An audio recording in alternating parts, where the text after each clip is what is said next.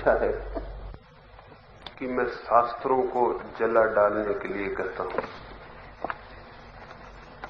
और मेरी बातों से कहीं थोड़े कम समझ लोग भ्रांत होकर भटक न जाएं। लोग भटकेंगे या नहीं, लेकिन जिन्होंने प्रश्न पूछा है वे मेरी बात सुन के जरूर भटक गए। मैंने कब कहा कि शास्त्रों को जला डालें? मैंने सिर्फ अपनी किताबों को अगर वे किसी दिन शास्त्र बन जाएं तो जला डालने को कहा है। मेरी किताबें हैं, उनको जला डालने के लिए मैं कह सकता हूं, लेकिन दूसरों की किताबें जला डालने को मैं क्यों कहूंगा? और फिर मैंने कहा शास्त्रों को जला डालें, किताबों को जलाने के लिए मैंने कभी कहा नहीं। अगर इतनी सी बात भी समझ में नहीं आती तो फिर मैं और जो कह रहा हूं वो क्या समझ में आता होगा?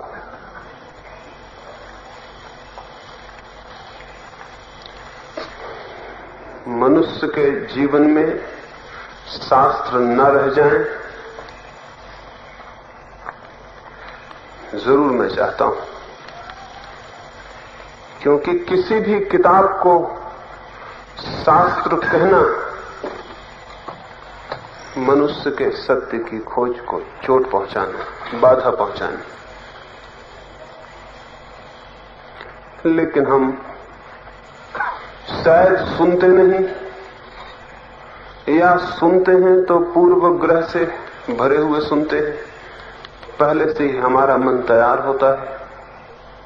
सुनते समय भी हम अपने मन में कुछ हिसाब किताब लगाते रहते हैं कि मैं क्या कह रहा हूं और क्या नहीं कह रहा हूं। शायद इसीलिए कठिनाई होती है समझने में, अन्यथा बातें बहुत सीधी और साफ हैं। सुनने के लिए मन साफ हो तो बातें बहुत सीधी और साफ हैं, और मन उलझा हुआ हो तो फिर चीजों के अर्थ, शब्दों के अर्थ बड़ी विकृत रूप ले लेते हैं। और ऐसे ही मन को लेकर आप शास्त्रों को भी पढ़ते होंगे। उनमें से भी जो अर्थ आप निकाल लेते होंगे वो अर्थ भी इतना ही विकृत होता होगा।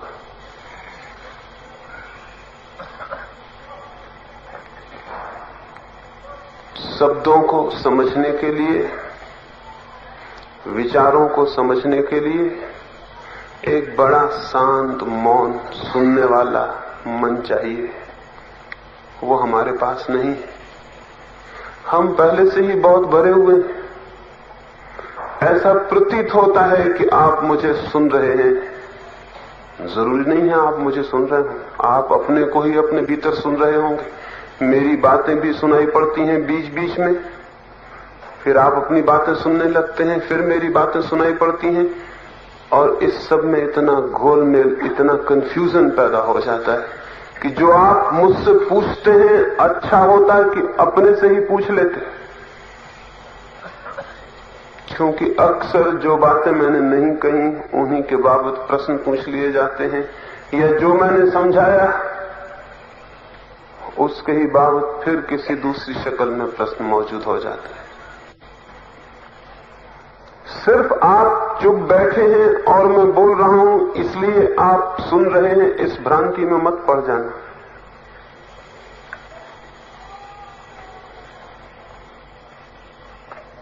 कार्ल गुस्ताव जुंग के पागलखाने में 2 प्रोफेसर भर्ती हुए थे। ऐसे प्रोफेसरों की टेंडेंसी, वृत्ति पागल हो जाने की स्वाभाविक है। उन दोनों का जुंग अध्ययन करता था।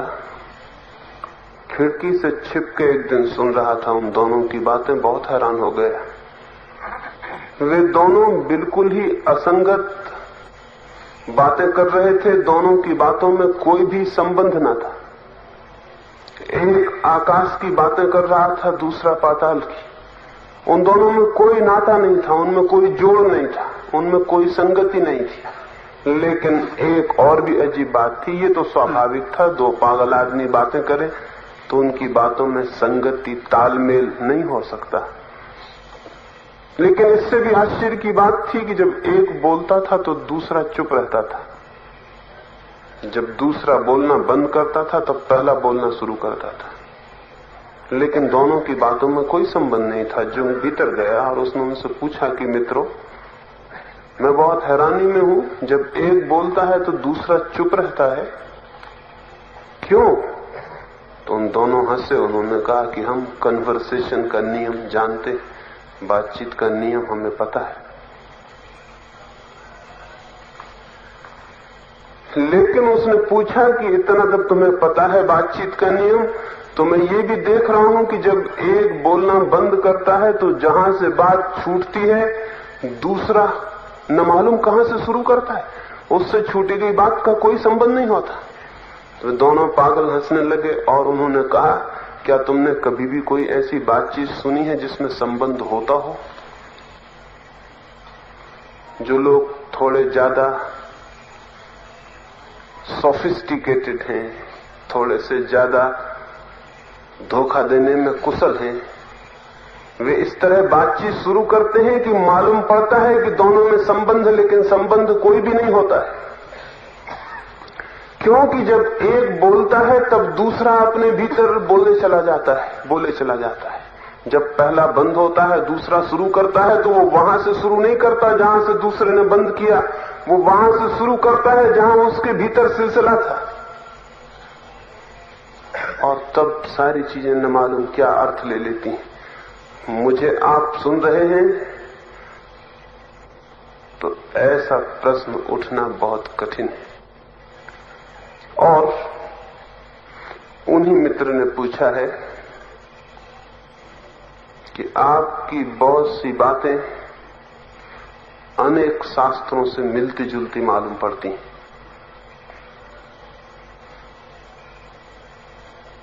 ना आप मुझे समझ रहे हैं, ना शास्त्रों को समझ रहे हैं। मेल जोल भी बिठाने की कोशिश कर रहे हैं कि किससे मिलती है बात, किससे नहीं। ये कंपैरिजन, ये तुलना करने की जरूरत क्या है?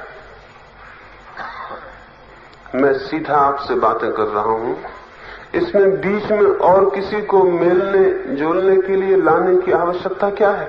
और अगर आप लाएंगे तो क्या आप मुझे समझ सकेंगे? आपका चित्त अगर इस तुलना में पड़ जाएगा तो समझना बहुत मुश्किल हो जाएगा। सीधी सी बात मैं कह रहा हूं, उसे सीधे समझने की कोशिश करें। बीच में और बहुत शास्त्रों को, गुरुओं को, शास्त्राओं को लाने का क्या प्रयोजन है? अगर सीधे आप समझने की कोशिश करेंगे तो बड़ी आसानी हो जाती है, और तुलना करके समझने की कोशिश करेंगे तो बहुत कठिन हो जाता है। क्योंकि शब्दों की ही तो तुलना करेंगे, और शब्दों की तुलना से इतनी भ्रांतियां पैदा हुई हैं जिनका कोई हिसाब नहीं। क्योंकि पहले तो जो मैं कहना चाहता हूं वही शब्द में आधा मर जाता है। फिर आप जो समझना चाहते हैं, अगर तैयार हैं किसी शास्त्र के माध्यम से समझने को, तो जो आधा बचता है उसकी हत्या आप कर देते हैं।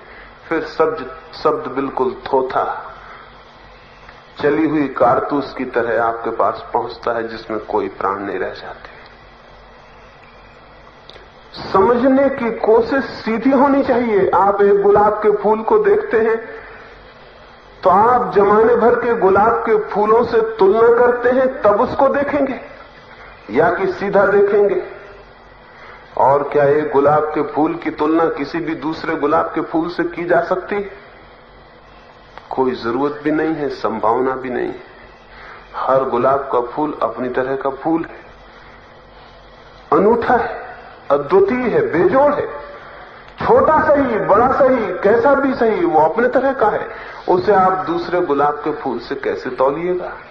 और तौलने में एक बात तय है, इस गुलाब के फूल को देखने से आप वंचित रह जाएंगे। आज रात आकाश में तारे निकले हुए, इनको तौलिए पिछली रात के तारों से, और इसमें आप भूल जाइए, भटक जाइए, और फिर इस रात के तारे आपको दिखाई नहीं पड़ेंगे। रोज चांद निकलता है, रोज सूरज निकलता है, हम रोज तोलते हैं हर चीज को। एक मित्र आए, उन्होंने कहा कि यहाँ के वृक्ष तो बहुत अच्छे हैं, लेकिन एक और हिल स्टेशन है, वहां के और भी अच्छे।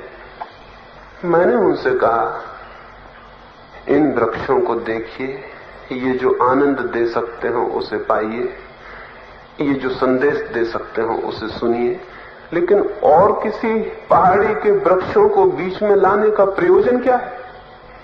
और मैंने उनसे कहा, आप जब उस पहाड़ी पर जाओगे तब किन्हीं और पहाड़ियों के वृक्षों को बीच में ले आओगे।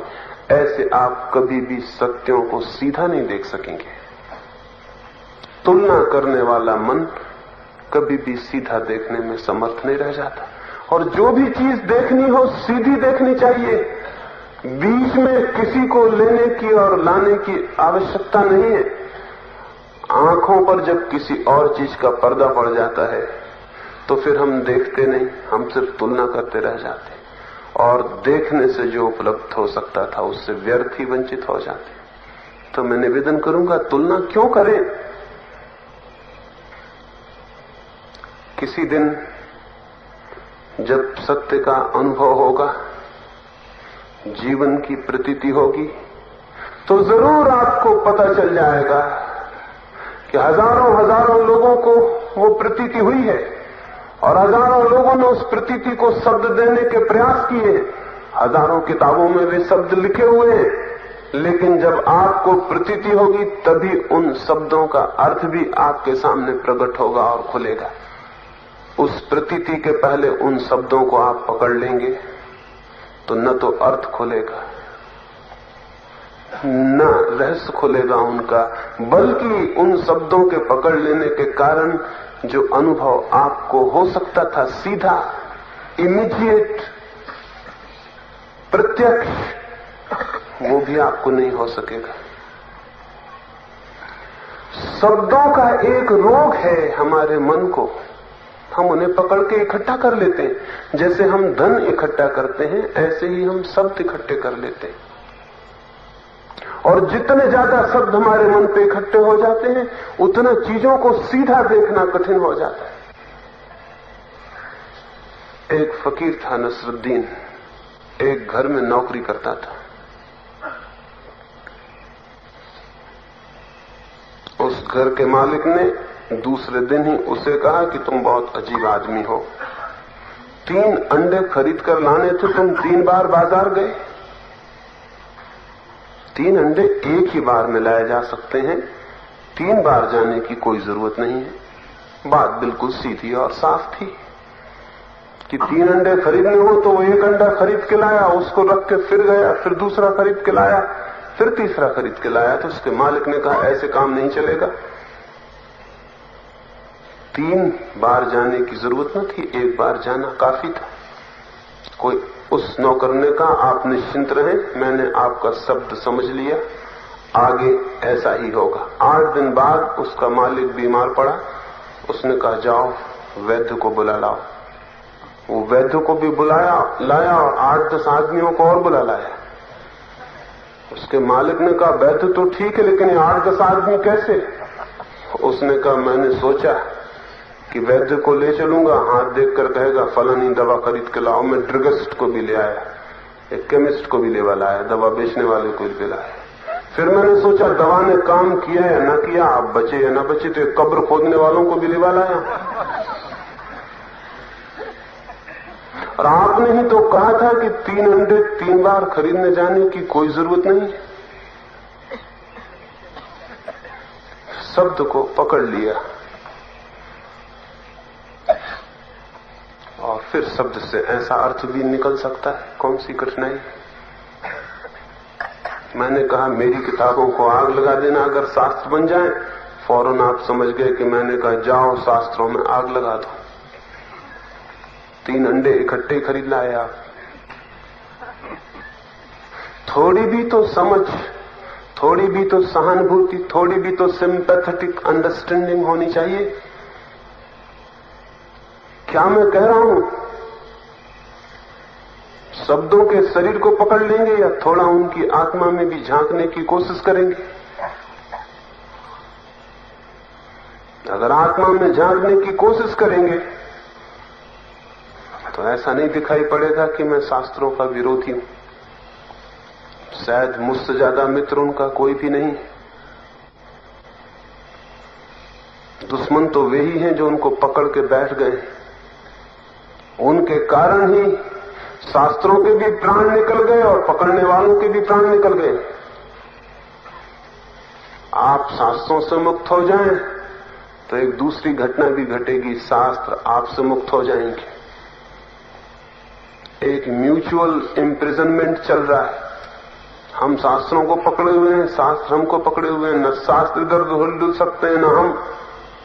और फिर ऐसा जोर से पकड़ लिया है शब्दों को कि उनकी जान निकाल दी, उनकी गर्दन कस ली है बिल्कुल। इसलिए सुन नहीं पाते हैं क्योंकि शब्दों पर ऐसा आग्रह, ऐसा दुराग्रह पकड़ा हुआ है। देख नहीं पाते हैं शब्दों के पीछे शब्द इशारे हैं।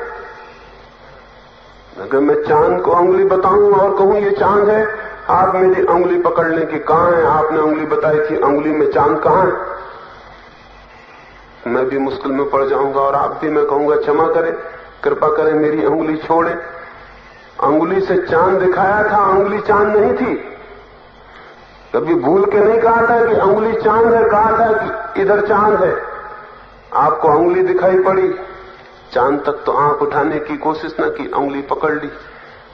अब ऐसे ही हम सब उंगलियां पकड़े हुए हैं। शास्त्रों की भी, शास्त्राओं की भी। कोई भी कुछ कह रहा है तो हम उसकी उंगली जल्दी पकड़ने को तैयार है, लेकिन चांद की तरफ देखने की। और चांद की तरफ तभी देख सकेंगे जब उंगली को बिल्कुल छोड़ दें और भूल जाएं। उंगली पर आंख न रह जाए तो चांद दिखाई पड़ सकता है। तो मैं जो शब्दों का उपयोग कर रहा हूं बड़ी मजबूरी में, बड़ी हेल्पलेसनेस में,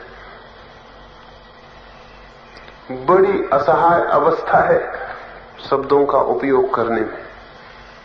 क्योंकि जो मैं कहना चाहता हूं वो शब्दों के बाहर, और शब्दों में उसे कहने का और कोई उपाय नहीं। तो अगर शब्द पकड़ लेंगे तो एक मजाक हो जाएगी और कुछ भी नहीं होगा। तो शब्द में जो इशारा, जो संकेत है, शब्द के पीछे छिपी हुई जो आकांक्षा है, शब्द के पीछे छिपी जो आत्मा है, उस पर एक सितार रखी हो और कोई समझ ले कि तार और ये सितार का सारा ढांचा और यंत्र यही संगीत है, तो भूल में पड़ जाएगा। न तो सितार का ढांचा संगीत है, न सितार के तार संगीत है। ढांचा और तार तो केवल एक इशारा बन जाते हैं किसी और चीज को जन्मने के लिए। संगीत कुछ और ही है। लेकिन अगर कोई सितार को ढोता फिरे दिन रात कि मैं संगीत का बड़ा प्रेमी हूं, तो वो गलती में हो गया। उसने शरीर को पकड़ लिया संगीत के, आत्मा पर उसका ख्याल न गया। ऐसे ही हम शब्दों को पकड़ लेते हैं। शब्दों के यांत्रिक रूप में, शब्दों के उपकरण में जिस तरफ इशारा था, जिस संगीत की तरफ, जिस सत्य की तरफ, उस पर हमारा ख्याल ही नहीं जाता। और फिर इन शब्दों की ही व्याख्या में हम लग जाते हैं। शब्दों की व्याख्या करने वाले मन को ही मैं शास्त्रीय मन कहता हूं। वो चाहे गीता के शब्दों की व्याख्या करता हो या मेरे शब्दों की, यही शास्त्रीय बुद्धि है। इस शब्दों को पकड़ लेने वाली, शब्दों पर जीने वाली, शब्दों पर सोचने वाली। इस तरह का मनुष्य कभी सत्य के निकट नहीं पहुंच पाता, क्योंकि शब्दों से सत्य का क्या लेना देना है। सत्य की तरफ तो शब्द इतनी ही अगर खबर दे सके कि शब्दों को छोड़ देना है, तो बात पूरी हो जाती है। तो मैं जिन शब्दों का उपयोग कर रहा हूं बहुत खुश नहीं हूं। आज तक कोई भी बहुत खुश नहीं रहा है शब्दों का उपयोग करके, लेकिन करे क्या? एक मित्र ने पूछा है, जो सत्य को जान लेते हैं वे फिर बोलते ही नहीं, और आप तो बोलते हैं।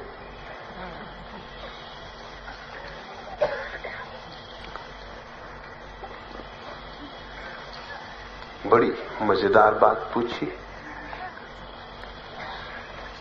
तब तो उनके हिसाब से ही, और ये वही मित्र हैं जिनने पहले प्रश्न पूछे हैं शास्त्रों के पक्ष में, तो ये शास्त्र किसने बोले होंगे? सत्य को जानने वाले बोलते नहीं।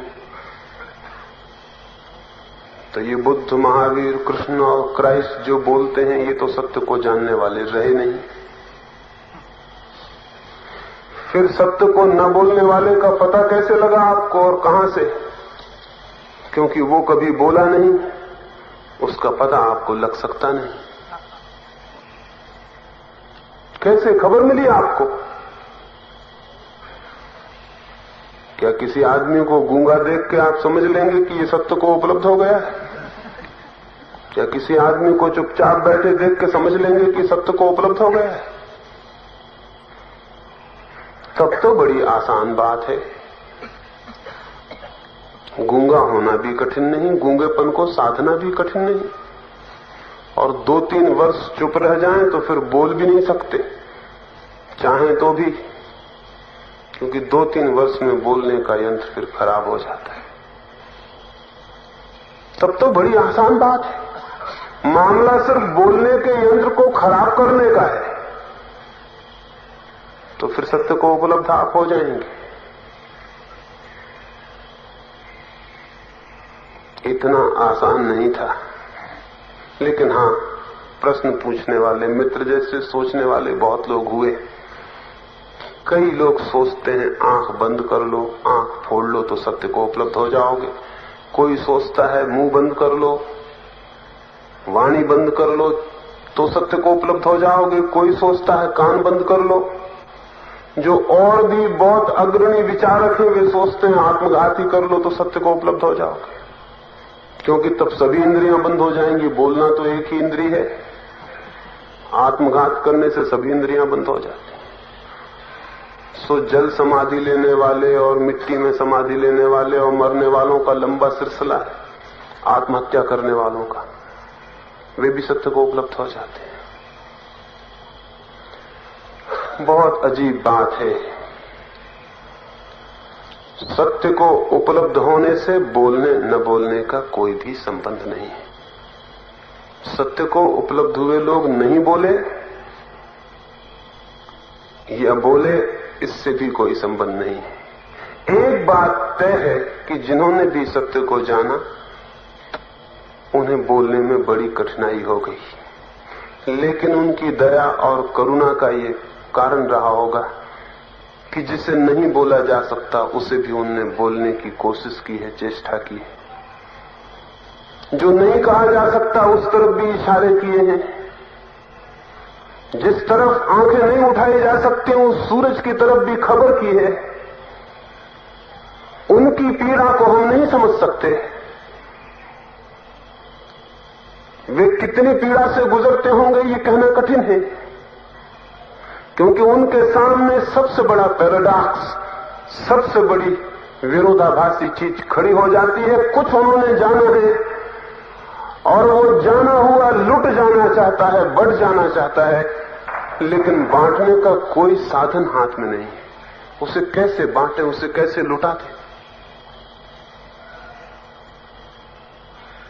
बहुत अधूरे उपकरण हैं शब्दों के, भाषा के, उनका ही उपयोग करना पड़ता है। उनका उपयोग किया गया है। जो सत्य को जानता है वो बोलता नहीं, फिजूल की बात है। लेकिन जो सत्य को जानता है वो जानता है ये भी कि जो मैंने जाना है वो बोला नहीं जा सकता है, लेकिन फिर भी बोलने का हजारों वर्ष से उपक्रम चलता है। कोई करुणा है सत्य के जानने के साथ ही, कोई प्रेम है जो बढ़ जाना चाहता है, कोई चीज भीतर जन्मती है वो बिखर जाना चाहती, फैल जाना चाहती है।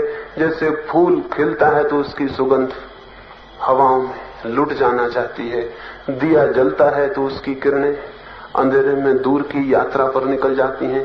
जब किसी प्राण में सत्य का दिया जलता या सत्य का फूल खिलता, तब सत्य की किरणें और सत्य की सुगंध भी अनेक अनेक रूपों में बिखर जाना चाहती है, फैल जाना चाहती है।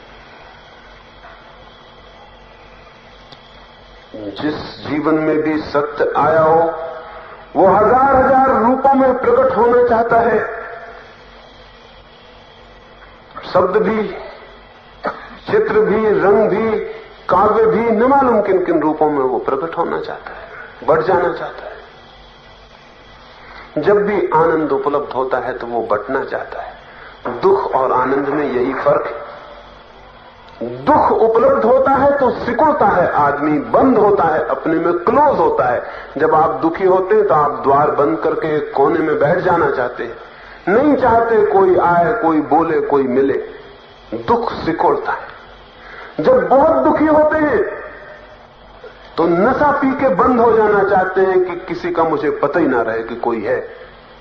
और भी ज्यादा दुखी होते हैं, आत्महत्या कर लेते हैं, क्योंकि मर जाने से फिर किसी से कोई संबंध नहीं रह जाएगा। लेकिन जब आनंद उपलब्ध होता है तब किसी आदमी को बंद कमरे में बैठे देखा है?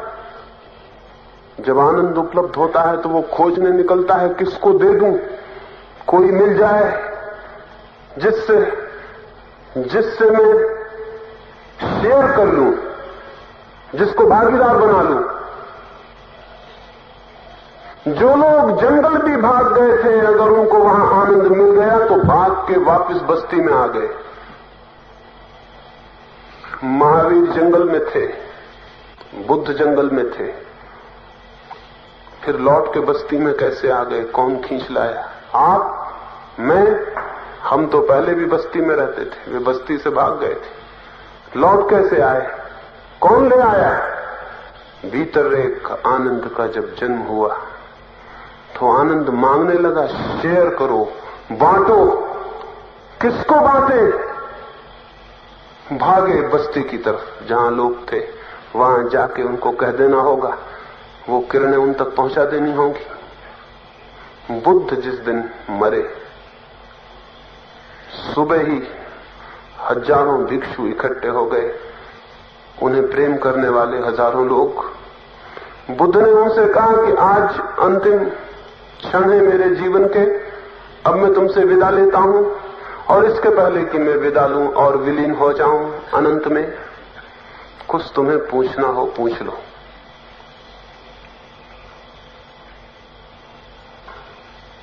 वे सारे भिक्षु, वे सारे उन्हें प्रेम करने वाले लोग, उनकी आंखें आंसुओं से भरी हैं। उन्हें कोई प्रश्न नहीं सूझता। वे कहते हैं, बहुत आपने दिया, बहुत आपने बांटा, कुछ अब हमें और नहीं पूछना, सब आपने बताया है। 3 बार बुद्ध पूछते हैं, फिर जब कोई कुछ नहीं पूछता तो वे उठकर पास में वृक्ष के पीछे चले जाते हैं, ताकि वहां वे शांति से ध्यान में डूबते चले जाएं और ध्यान की अंतिम गहराई में विलीन हो जाएं। वे वहां पीछे चले जाते हैं जिस गांव के किनारे ये घटना घटती। उस गांव में सुभद्र नाम का एक व्यक्ति था। बुद्ध उस गांव से 3 बार निकले थे, लेकिन सुभद्र अपनी दुकान में व्यस्त था। उसने सोचा अगली बार आएंगे तब मिल लूंगा, तब दर्शन कर लूंगा, तब सुन लूंगा उनकी बातें। अभी उसे पता चला कि अब अगली बार बुद्ध नहीं आएंगे उस गांव से, अब अंतिम दिन है उनका। वो दुकान बंद करके भागा। इधर वो आया तो उसने पूछा, कहां है, मुझे कुछ पूछना है। तो भिक्षुओं ने कहा, चुप, वे हमसे विदा भी ले चुके, और उन्होंने पूछा भी था लेकिन कोई पूछने वाला नहीं था। अब देर हो गई, अब बहुत देर हो गई। जब वे 3 बार तेरे गांव में आए थे तब तू कहां था? उसने कहा, मैं तो वहां था, लेकिन सोचा कि फिर कभी अगली बार अगर कुआं घर पर आ जाए तो आप भी सोचेंगे अगले दिन प्यास लगेगी तब देखेंगे। पर उसने कहा कि अब तो दोबारा वे नहीं आ सकेंगे। क्या नहीं हो सकता ऐसा कुछ कि मैं उनसे पूछ लूं? 2 शब्द मुझे जानने हैं, सुनने हैं। लेकिन भिक्षुओं ने कहा कि नहीं, अब ये नहीं हो सकता। लेकिन बुद्ध को ये भनक कान में पड़ गई। वे वृक्ष के पीछे से उठ के आगे आ गए और उन्होंने कहा, सुभद्र, जो भी पूछना हो तो पूछ ले, क्योंकि मेरे नाम पर ये कलंक न रह जाए कि मैं जीवित था, कोई प्यासा आया था और प्यासा वापस लौट गया। इस आदमी को सत्य उपलब्ध नहीं हुआ होगा निश्चित ही, क्योंकि नहीं तो ये आदमी मरते वक्त भी बोलने की इतनी उत्सुकता दिखाता। गलती में रहे हम अब तक की सोचते थे कि इस आदमी को सत्य उपलब्ध हो गए।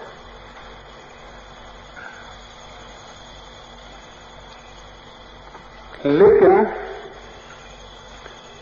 सत्य तो उपलब्ध होता है हजारों लोगों को, हुआ है, होगा। वे अपनी अपनी सामर्थ्य से चेष्टा करते हैं उसे बांट देने की। लेकिन जब हम उनके शब्दों को पकड़ के सोच लेते हैं कि सत्य मिल गया, तो भूल हो जाती है। यही शास्त्र पकड़ने की भूल है। बुद्ध के वचन को हम पकड़ लें, क्योंकि बुद्ध को सत्य मिला था, तो उनके वचनों को हम पकड़ लें, पूजा करें उन वचनों की, उन वचनों पर टीका टिप्पणी करें, उन वचनों को कंठस्थ करें, उन वचनों को दोहराते रहें, जीवन इसमें व्यतीत कर दें, तो भूल हो जाती है। तो फिर हम इन्हीं शब्दों में अटके रह जाते हैं, तो फिर हम यहीं उलझ के रह जाते हैं। एक आदमी के जीवन में प्रेम उपलब्ध हुआ हो, वो प्रेम के कुछ गीत गाए और हम उन गीतों को याद कर लें, पकड़ लें, कंठस्थ कर लें और सोचें कि हम भी प्रेम को उपलब्ध हो गए हैं, तो क्या ये ठीक होगा? क्या प्रेम के गीत याद कर लेने से कोई प्रेम को उपलब्ध होता है? तो क्या सत्य के शब्द, सत्य की अभिव्यक्तियां, इनको पकड़ लेने से कोई सत्य को उपलब्ध हो जाएगा?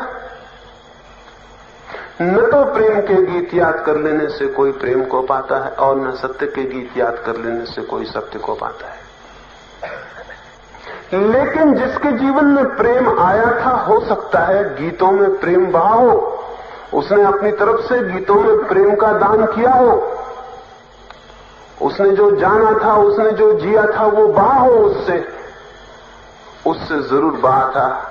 लेकिन आप अगर उसको ही पकड़ के ठहर जाते हैं तो आपको वो नहीं मिलने को है। ये जो 2 भेद हैं, ये अगर हमारे ख्याल में न रहे तो कठिनाई पैदा हो जाती। आपको भी वो उपलब्ध हो सकता है जो किन्हीं के शब्दों से प्रकट हुआ है, लेकिन वो उपलब्ध होगा निशब्द में जाने से, शून्य में जाने से, निर्विचार में जाने से, ध्यान में जाने से। क्योंकि जिनको भी वो कभी उपलब्ध हुआ, ध्यान में, निर्विचार में, शून्य में ही उपलब्ध हुआ है। किसी ने भी कहा है कभी आज तक कि मुझे शास्त्र से सत्य उपलब्ध हुआ है? किसी ने कहा है ये आज तक कि मुझे शास्त्र से सत्य उपलब्ध हुआ है? किसी ने भी नहीं। कहेगा भी कोई कैसे? शास्त्र से शब्द मिल सकते हैं, सत्य नहीं। सत्य पाने की तीव्र आकांक्षा हो तो इतनी तैयारी जरूरी है। एक और मित्र ने पूछा है, उनके प्रश्न की चर्चा करके फिर हम ध्यान के लिए, रात्रि के ध्यान के लिए बैठेंगे। एक मित्र ने पूछा है कि क्या मैं जप में, राम नाम में, इन सब में विश्वास नहीं करता हूं? क्या इनका कोई मूल्य और फायदा नहीं?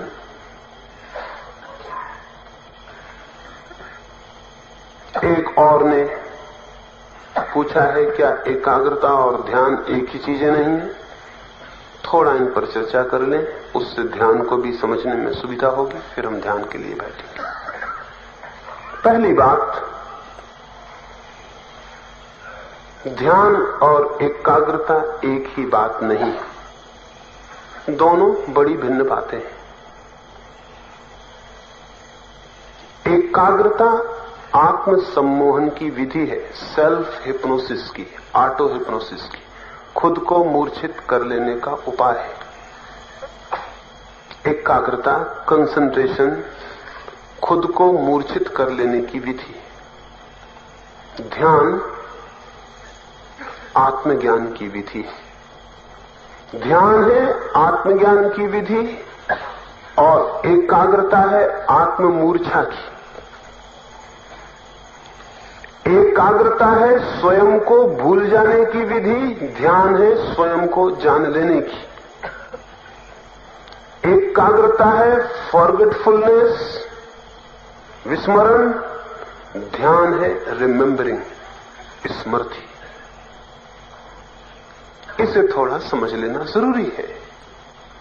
हजारों वर्षों से यह भ्रम है कि एकाग्रता ही ध्यान है, और ये भ्रांति इतनी महंगी पड़ी है जितनी महंगी कोई भ्रांति नहीं पड़ी।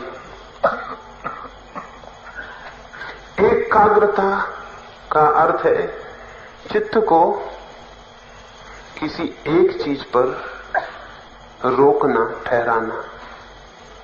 दिए की ज्योति पर ठहरा लें, राम के नाम पर ठहरा लें, किसी प्रतिमा पर ठहरा लें, किसी सिंबल पर ठहरा लें, किसी एक चीज पर, एक विचार पर, एक धारणा पर चित्त को सब भांति रोक लेने का प्रयास। चित्त को जब इस भांति रोक लेने की तीव्र चेष्टा की जाती है तो क्या होता है? चित्त को जब बहुत जोर से कंसंट्रेट करने की, एकाग्र करने का श्रम किया जाता है तो क्या होता है? होता है ये कि जब तीव्रता से चित्त को एक जगह जबरदस्ती हम रोकने की कोशिश करते हैं, चित्त वहां से भागने की कोशिश करता है। चित्त का स्वभाव गति है, डायनेमिक है। माइंड जो है, चित्त जो है, वो डायनेमिक है, गत्यात्मक है, जाना चाहता है, गति करना चाहता है, ठहरना नहीं चाहता। तो समझ लें गंगा को हमें ठहराना हो तो गंगा को ठहराना हो तो क्या करना पड़े? गंगा जीवंत धारा है, बही जा रही पहाड़ों से समुद्र की तरफ। चित्त भी बहा जा रहा है, चित्त की धारा, नदी भी, सरिता भी बही जा रही है अनंत की तरफ। हम उसे रोक लेना चाहते हैं, ठहरा लेना चाहते हैं। तो एक ही रास्ता है, वो रास्ता यह है कि गंगा का पानी जम के बर्फ हो जाए, तो गंगा ठहर जाएगी वहीं के वहीं जहां है। तो वो जो डायनामिक गंगा है वो डोरमेंट हो जाए, वो जो चलती गंगा है वो ठहर जाए, बर्फ हो जाए, तो जहां के तहां ठहरी रह जाएगी। साइबेरिया में या ठंडे स्थानों में नदियां जम जाती हैं। जम जाए गंगा तो ठहर सकती है, नहीं तो नहीं ठहर सकती। चित्त की धारा भी जम जाए, बर्फ बन जाए तो ठहर सकती, नहीं तो नहीं ठहर सकती। जगत में चित्त प्रवहमान है, बहा जाता है, तो उसकी चित्त का बर्फ हो जाना कंसंट्रेशन हो सकता है। और चित्त बर्फ कब होता है, ठहरता कब? जब नींद में चला जाता है, जब मूर्छा में चला जाता है, तब ठहर जाता है। फिर उसमें कोई गति नहीं होती। एक बेहोश आदमी के चित्त में कोई गति नहीं होती। तो अगर बहुत तीव्र हम कोशिश करें चित्त को ठहराने की, पहले चित्त उपाय करेगा भागने का, फिर हम नहीं माने, प्रयास जारी रखें, तो एक रास्ता रह जाएगा चित्त के सामने कि वो सो जाए, सोते से ठहर जाए, मूर्छा आ जाए, हिप्नोसिस, नींद आ जाए, सम्मोहित हो जाए, तो ठहर जाएगा। निश्चित ही इस ठहरने में फिर दुख का कोई पता नहीं चलेगा, क्योंकि जब चित्त मूर्छित है तो पता किसको चले। अब तो हिप्नोसिस के द्वारा, सम्मोहन के द्वारा ऑपरेशन भी होते हैं, आपको ज्ञात होगा। अब तो यूरोप और अमेरिका के बड़े बड़े अस्पतालों में एक हिप्नोटिस्ट, एक सम्मोहक भी रखते हैं। अब बड़े सफल हुए प्रयोग, एक आदमी को बेहोश कर देते हैं कंसंट्रेशन के द्वारा, एकाग्रता के द्वारा। उस आदमी को कहते हैं अपनी आंख को इस प्रकाश पर लगाओ। वो एक 5 मिनट तक आंख को प्रकाश पर देखता रहता है, फिर सारा चित्त उसका धीरे धीरे धीरे जमता जाता है और मूर्छित हो जाता है। जब वो मूर्छित हो जाता है तो उसे कह देते हैं मूर्छित होती अवस्था में कि अब तुम आधा घंटे के लिए मूर्छित हो गए। आधा घंटे तक उसका चित्त फ्रोजन जमा हुआ रह जाएगा। अब उसका पैर काट डालो उसे पता नहीं चलेगा, उसका ऑपरेशन कर दो उसे पता नहीं चलेगा। तो एनेस्थेसिया के बेहोश करने वाली दवाओं का उपयोग अब वैज्ञानिक कहते हैं बहुत जरूरी नहीं है। जैसे जैसे हिप्नोटिज्म की हमारी सामर्थ्य समझ बढ़ती जाएगी, वैसे वैसे आदमी को बेहोश केवल एकाग्रता के द्वारा किया जा सकता है। फिर ऑपरेशन करना बहुत आसान है, क्योंकि वो आदमी मूर्छित हो, उसे पता नहीं कि क्या हो रहा है, हाथ पैर काटा जा रहा है या क्या किया जा रहा है। ये जो स्थिति है ये आनंद की स्थिति नहीं है, ये आत्मविस्मरण की स्थिति है। इसको ही कोई आनंद समझ लेगा तो भूल में पड़ जाता है। इसी भांति नाम जप का भी परिणाम होता है। एकाग्रता का जो परिणाम है वही नाम जप का भी परिणाम है। एक ही शब्द को बार बार दोहराने से चित्त में ऊब पैदा होती है, बोर्डम पैदा होती है। ऊब की वजह से नींद पैदा होती है। तो चाहे एकाग्रता से नींद ले आए और चाहे ऊब से, अगर आप यहां ऊब जाएं मेरी बातों से तो आप पाएंगे आपको नींद आनी शुरू हो गई। बोर्डम नींद ले आती है। इसलिए मंदिरों में लोग अक्सर सोए हुए नजर आते हैं, धर्म सभाओं में लोग सोए हुए मिलेंगे, क्योंकि वही बातें, वही राम की कथा बहुत बार सुनी जा चुकी है। उससे ऊब पैदा होती है, ऊब पैदा होने से नींद आ जाती है। तो राम राम राम राम राम राम कोई जपता रहे तो ऊब पैदा होगी। एक घटना मैंने सुनी, एक आदमी पर अदालत में मुकदमा चला।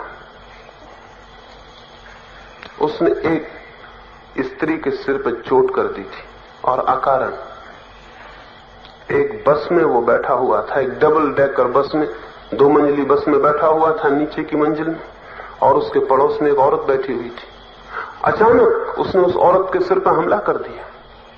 औरत बेहोश हो गई, वो औरत अपरिचित थी। उस पर मुकदमा चला, वो पकड़ लिया गया और मजिस्ट्रेट ने उससे पूछा कि तुमने इस स्त्री पर क्यों हमला किया? न तुम्हारा कोई परिचय है न कोई पहचान, तुम पागल तो नहीं हो? उसने कहा पागल तो मैं नहीं हूं, लेकिन उस क्षण पागल हो गया था। मजिस्ट्रेट ने पूछी क्या घटना घटी जिससे तुम हमला करने को तैयार हुए? तो उसने कहा घटना ऐसी घटी, मैं बस में आके बैठा, मेरे पीछे ही ये औरत भी आके बैठी। इसके हाथ में एक बैग था, इसने बैग को खोला, उसके भीतर से पर्स निकाली, फिर बैग को बंद किया, फिर पर्स को खोला, फिर पर्स में से रुपए निकाले, फिर पर्स बंद की। कंडक्टर आ रहा था, लेकिन कंडक्टर दूसरे ग्राहक के पास चला गया। इसने फिर अपनी पर्स खोली, रुपया अंदर रखा, पर्स बंद की, बैग खोला, बैग में पर्स रखी, बैग बंद किया। कंडक्टर फिर इधर आ रहा था, इसने फिर बैग खोला, पर्स बाहर निकाली, बैग बंद किया, पर्स खोली, रुपया बाहर निकाला, पर्स बंद की। फिर कंडक्टर दूसरी तरफ चला गया, इसने फिर पर्स खोली। मजिस्ट्रेट बोला stop, you will drive me crazy, तुम मुझे पागल कर दोगे, चुप हो। उस आदमी ने कहा sir this is what that happened with me, यही तो मेरे साथ हुआ कि मैं एकदम पागल हो गया। कोई चीज रिपीट रिपीट रिपीट रिपीट, दोहरे दोहरे दोहरे तो दिमाग ऊब जाए, घबरा जाए। उस घबराहट में रास्ता एक ही रह जाए, कि सो जाओ। छोटे बच्चे को सुला देते हैं, कहते हैं मुन्ना राजा सो जा, मुन्ना राजा सो जा, मुन्ना राजा सो जा। थोड़ी देर में मुन्ना राजा ऊब जाता है और सो जाता है। मां समझती है हमारे संगीत का फल। मुन्ना राजा केवल बोर्डम की वजह से सो गए, और मुन्ना राजा के बाप भी सो सकते हैं अगर यही तरकीब उपयोग में लाई जाए। जब भी चित्त उबेगा, जब भी चित्त परेशान हो जाएगा एक शब्द की पुनरुक्ति से, तो सिवाय सोने के कोई उपाय नहीं रह जाता।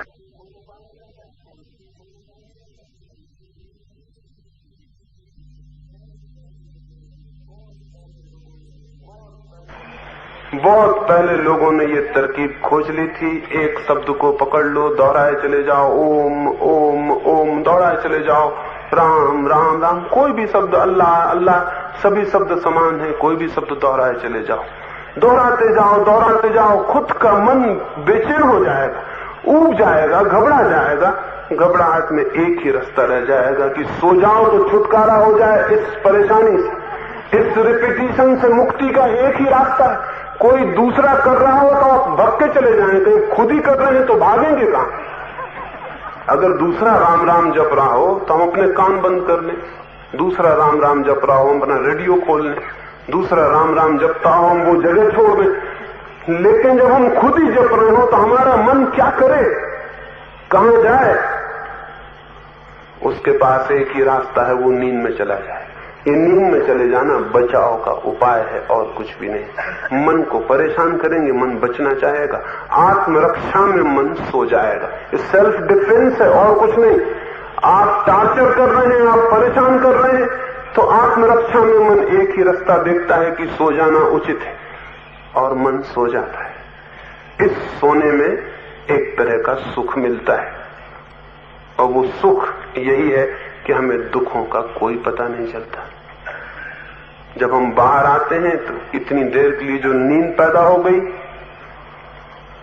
जो अपने हाथ से पैदा की गई नींद थी, उस नींद के बाद थोड़ी सी राहत मिलती है, थोड़ा हल्का अच्छा लगता है, और वो हल्का लगने की वजह से फिर हम सोचते हैं दोबारा जाएं, फिर ये एक माइंड की हैबिट, एक आदत बन जाती। फिर रोज रोज मन मांग करता है, जिससे मांग सिगरेट की करता है, चाय की करता है, वैसे ही वो कहता है अब राम राम जपो, क्योंकि उससे थोड़ी सी राहत मिलती। और जिस दिन राम राम नहीं जपते उस दिन ऐसा लगता है कि जैसे कोई काम छूट गया, जैसे सिगरेट नहीं पी आज तो लगता है कुछ खाली जगह रह गई, ऐसा उससे भी लगता है। ये दोनों एक सी आदतें हैं, इनमें कोई भी फर्क नहीं।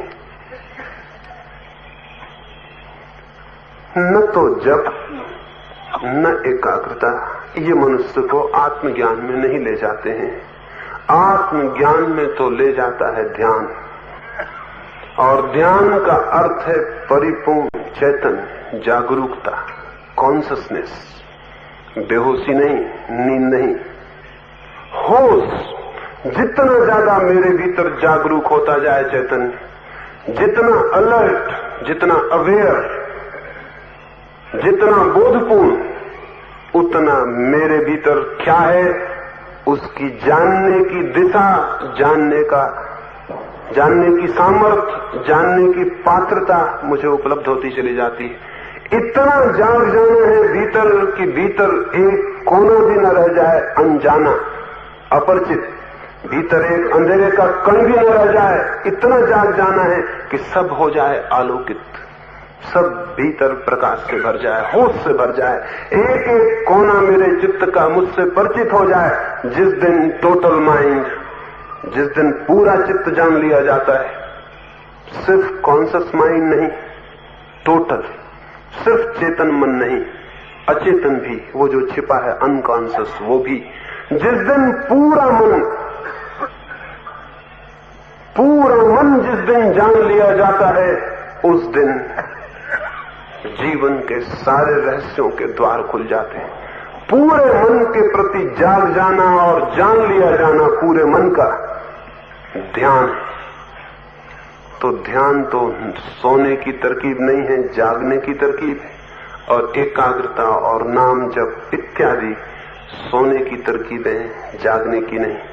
इसलिए जिन कौमों ने इस तरह की सोने की विधियों का उपयोग किया, उनके पूरे प्राण धीरे धीरे सुस्त होकर सो गए।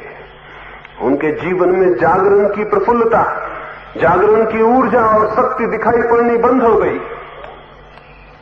वे सो गए। उनके जीवन में क्रांति और परिवर्तन विलीन हो गया, क्योंकि क्रांति और परिवर्तन होता है उसके जीवन में जो जागा हुआ है। जो सोया हुआ है वो क्या क्रांति और परिवर्तन करेगा? जो आदमी सोया हुआ है उसके घर में आग लग जाए तो भी वो उठ के नहीं आएगा। जो आदमी जागा हुआ है, घर में आग लगे तो उसको बदलने की कोशिश करेगा। आदमी के घर में कितनी आग लगी हुई है इसका कुछ पता है? आदमी निरंतर आग के भीतर जी रहा है, इसका कुछ पता है? आदमी के जीवन में कितनी दीनता, कितनी दरिद्रता, कितना दुख है, इसका कुछ पता है? लेकिन हम सो रहे, तो पता कैसे हो? अगर आदमी जागा हुआ होता तो दुनिया बिल्कुल दूसरी हो जाती। इस दुनिया में युद्धों के होने की जरूरत न रह जाती। इस दुनिया में रोज हत्याएं, कत्ल होने की जरूरत न रह जाती। इस दुनिया में आदमी इतना दुखी न होता कि शराब पिए, नशा करे, अपने को भूले। आदमी इतना दीनहीन, इतना दरिद्र, इतना पीड़ित न होता। ये दुनिया बिल्कुल दूसरी दुनिया हो सकती थी। लेकिन ये दूसरी दुनिया नहीं हो पाई, क्योंकि हमने अब तक सब भांति सोने की तरकीबें खोजी हैं, जागने की नहीं। धर्म का कोई संबंध सोने से और निद्रा से नहीं। धर्म का संबंध है जागरण से। और जागरण का धर्म जिस दिन दुनिया के कोने कोने, आदमी के मन तक पहुंच सकेगा, उस दिन हम मनुष्य के बदलने की कीमिया उपलब्ध कर लेंगे। एक अद्भुत रूप से मनुष्य के जीवन को नया किया जा सकता है। तो जागरण है ध्यान, और उसका हम अब प्रयोग करेंगे। तो रात्रि के ध्यान में हम लेटकर प्रयोग करते हैं। सारे मित्र, कल मैंने आपको समझा दिया है, 2 शब्द में दोहरा दूं, शायद कुछ नए मित्र हों। लेट जाना है अपनी जगह पर, क्योंकि रात्रि सोते समय घर पर इस प्रयोग को करना है। यहां तो हम परीक्षण के लिए प्रयोग करते हैं, ताकि ख्याल में आ जाए कि क्या है। लेट के शरीर को बिल्कुल शिथिल और शांत छोड़ देना है। फिर श्वास को भी शांत और धीमा छोड़ देना है। आंख बंद कर लेनी है और शांति से आसपास जो भी ध्वनियां हो रही हैं उन्हें चुपचाप सुनते रहना है, चुपचाप सुनते रहना है। भीतर अगर कोई विचार भी चल रहे हैं उनको भी चुपचाप जाग के देखते रहना है। 10 मिनट के लिए हम ये प्रयोग करेंगे, फिर रात की बैठक पूरी होगी। आप अपनी अपनी जगह बना लें।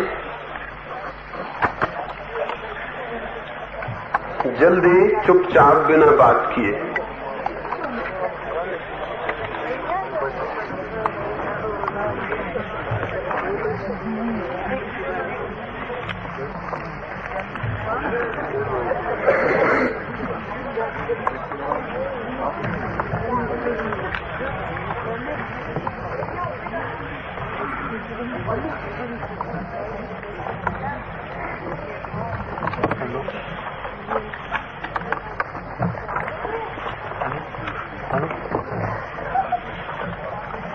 ठीक से अपनी जगह बना लें, कोई किसी को छूता हुआ ना हो, और ध्यान रखें कोई किसी के लिए बाधा ना बने।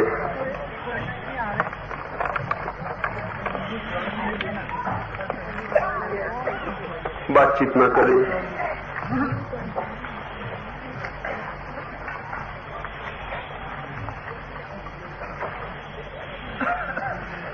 ठीक है, जो लोग बैठे हैं वो चुपचाप रहेंगे, किसी को उनसे बाधा ना हो।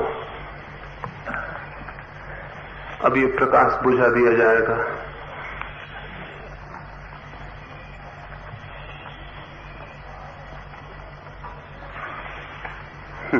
बुझा दो।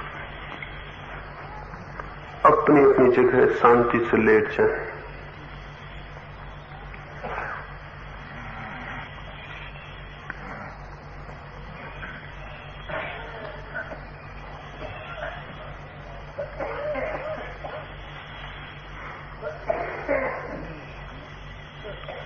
इस सन्नाटे भरी रात का पूरा उपयोग करें।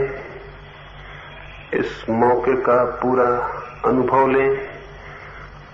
शरीर को बिल्कुल ढीला छोड़ दें, जैसे उसमें कोई प्राण ना हो। बिल्कुल ढीला छोड़ दें।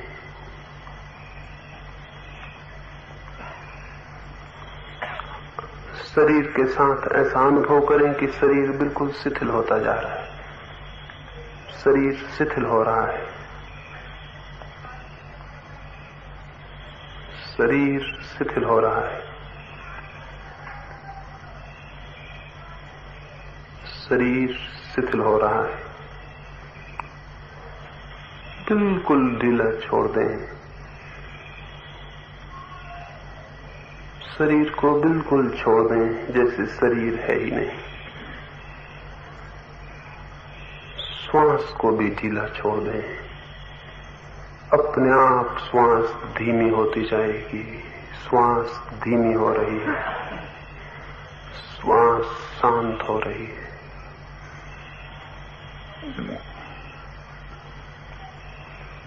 श्वास शांत हो रही है।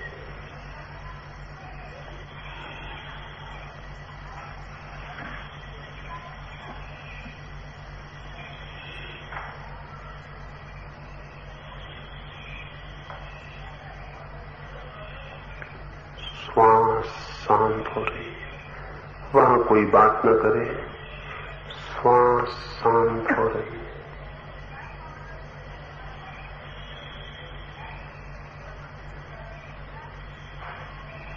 श्वास भी शांत हो गई।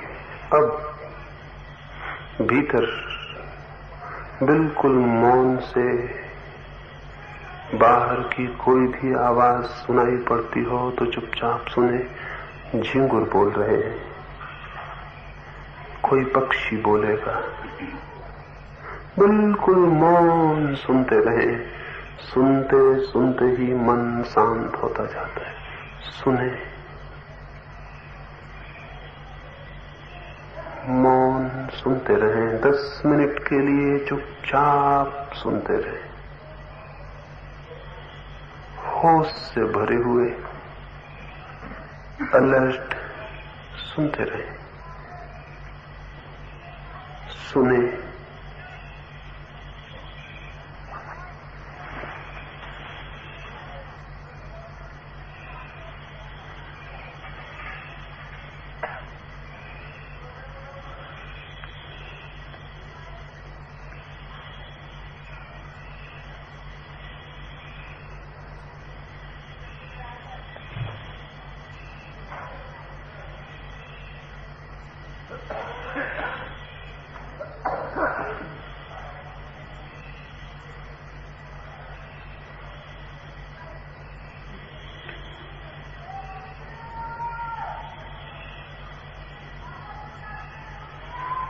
रात्रि के सन्नाटे को सुनते रहें। सुनते सुनते मन शांत होता जाता है। सुनते सुनते मन शून्य हो जाता है। एक शून्य भीतर पैदा हो जाएगा। सुने।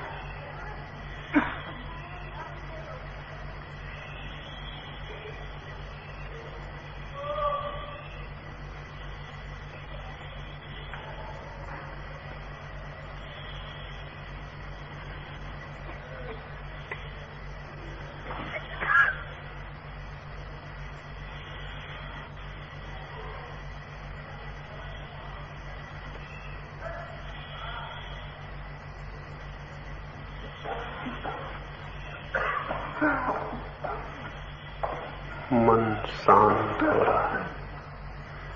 मन शांत हो रहा है।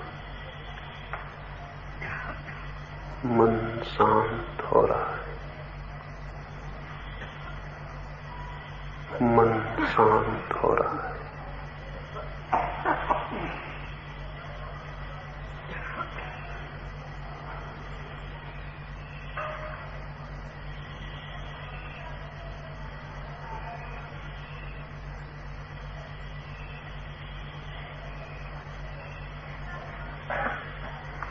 मन शांत हो रहा है। सुने। रात्रि के सन्नाटे को सुने। मन शांत हो रहा है।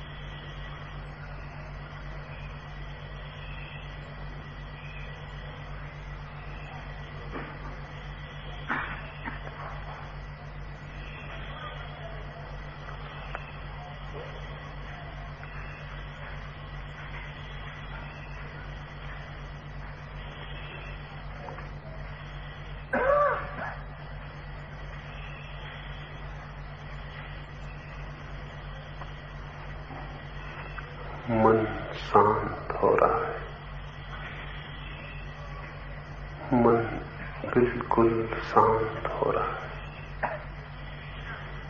मन शांत हो गया है।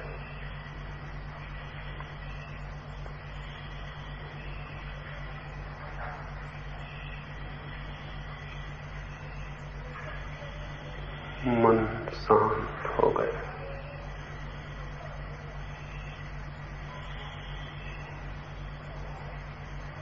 मन शांत हो गया।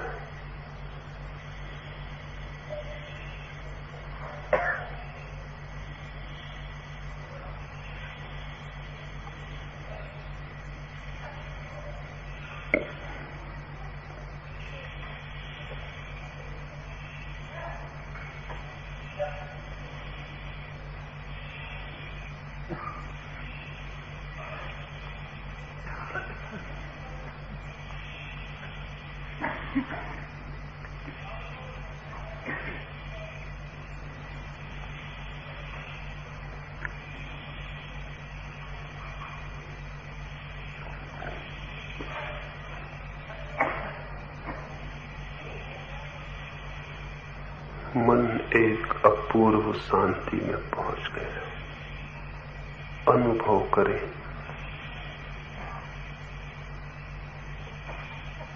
अनुभव करें, मन बिल्कुल शांत हो गया।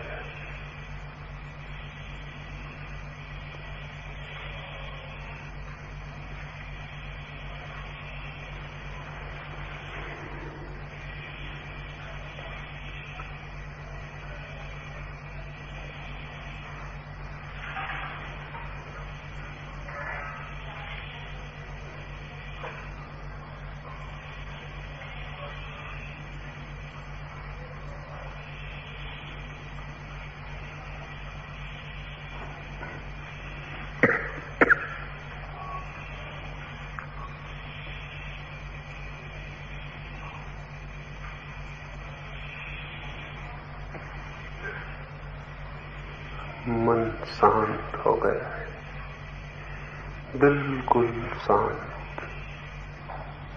अब धीरे धीरे 2-4 गहरी सांस लें। 2-4 गहरी सांस लें, फिर बहुत आहिस्ता से आंख खोलें। जैसी शांति भीतर है वैसी ही बाहर भी अनुभव होगी। धीरे धीरे आंख खोलें, देखें आंख खोलकर बाहर।